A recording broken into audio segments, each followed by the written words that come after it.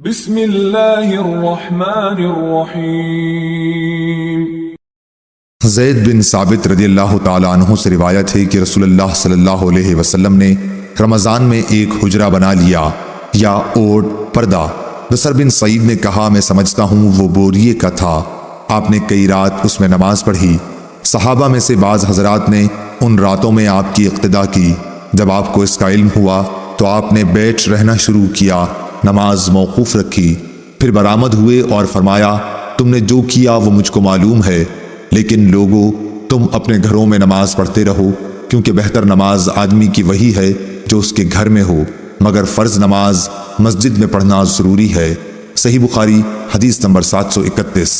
انس بن مالک انصاری رضی اللہ تعالیٰ عنہ نے خبر دی کہ رسول اللہ صلی اللہ علیہ وسلم ایک گھوڑے پر سوار ہوئے اور گر جانے کی وجہ سے آپ کے دائیں پہلو میں زخم آ گئے۔ حضرت انس رضی اللہ تعالیٰ عنہ نے بتلایا کہ اس دن ہمیں آپ نے ایک نماز پڑھائی، چونکہ آپ بیٹھے ہوئے تھے اس لیے ہم نے بھی آپ کے پیچھے بیٹھ کر نماز پڑھی۔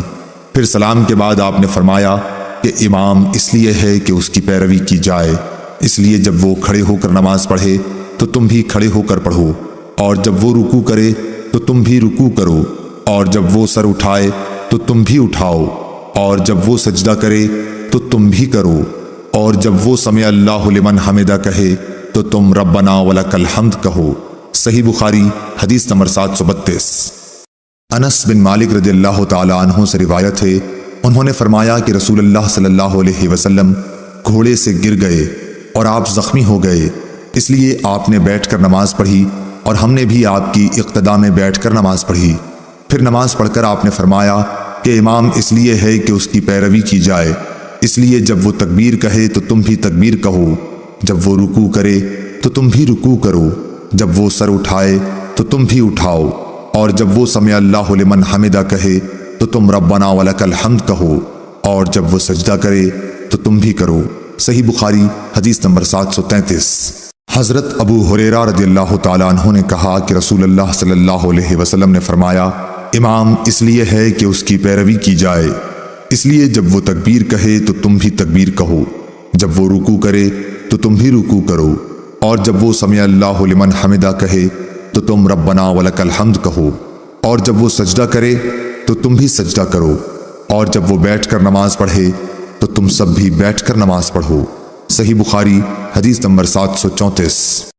سالم بن عبداللہ نے اپنے باپ عبداللہ بن عمر رضی اللہ تعالیٰ عنہ سے روایت کیا ہے کہ رسول اللہ صلی اللہ علیہ وسلم نماز شروع کرتے وقت اپنے دونوں ہاتھوں کو مونڈھوں تک اٹھاتے، اسی طرح جب رکوع کے لیے اللہ اکبر کہتے اور جب اپنا سر رکوع سے اٹھاتے تو دونوں ہاتھ بھی اٹھاتے، اور رکوع سے سر مبارک اٹھاتے ہوئے سمع اللہ لمن حمدہ ربنا ولک الحمد کہتے تھے۔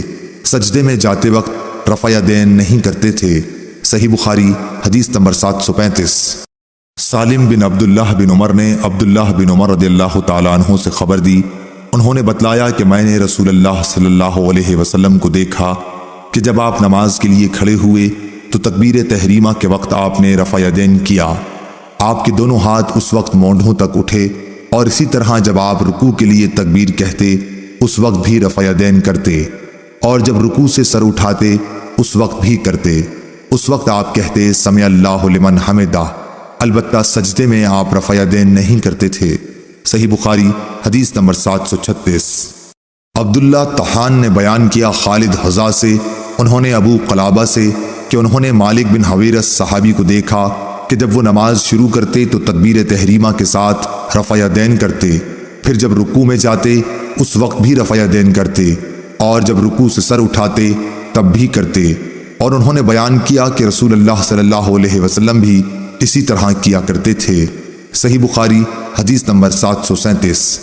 عبداللہ بن عمر رضی اللہ تعالیٰ عنہ نے کہا کہ میں نے نبی صلی اللہ علیہ وسلم کو دیکھا کہ آپ نماز تکبیر تحریمہ سے شروع کرتے اور تکبیر کہتے وقت اپنے دونوں ہاتھوں کو مونڈھوں تک اٹھا کر لے جاتے، اور جب رکوع کے لیے تکبیر کہتے تب بھی اسی طرح کرتے، اور جب سمع اللہ لمن حمدہ کہتے تب بھی اسی طرح کہتے، اور ربنا ولک الحمد کہتے۔ سجدہ کرتے وقت یا سجدے سے سر اٹھاتے وقت اس طرح رفع یدین نہیں کرتے تھے۔ صحیح بخاری حدیث نمبر 738۔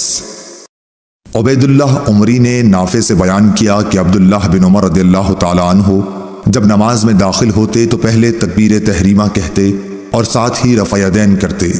اس طرح جب وہ رکوع کرتے تب اور جب سمع اللہ لمن حمدہ کہتے تب بھی دونوں ہاتھوں کو اٹھاتے، اور جب قعدہ اولیٰ سے اٹھتے تب بھی رفع یدین کرتے۔ آپ نے اس فعل کو نبی کریم صلی اللہ علیہ وسلم تک پہنچایا کہ حضرت صلی اللہ علیہ وسلم اسی طرح نماز پڑھا کرتے تھے۔ صحیح بخاری حدیث نمبر 739۔ امام مالک رحمۃ اللہ علیہ نے ابو حازم بن دینار سے، انہوں نے سہل بن سعد رضی اللہ تعالیٰ عنہ سے روایت کیا ہے کہ لوگوں کو حکم دیا جاتا تھا کہ نماز میں دایاں ہاتھ بائیں کلائی پر رکھیں۔ ابو حازم بن دینار نے بیان کیا کہ مجھے اچھی طرح یاد ہے کہ آپ اسے رسول اللہ صلی اللہ علیہ وسلم تک پہنچاتے تھے۔ اسماعیل بن ابی اویس نے کہا یہ بات حضرت صلی اللہ علیہ وسلم تک پہنچائی جاتی تھی، یوں نہیں کہا کہ پہنچاتے تھے۔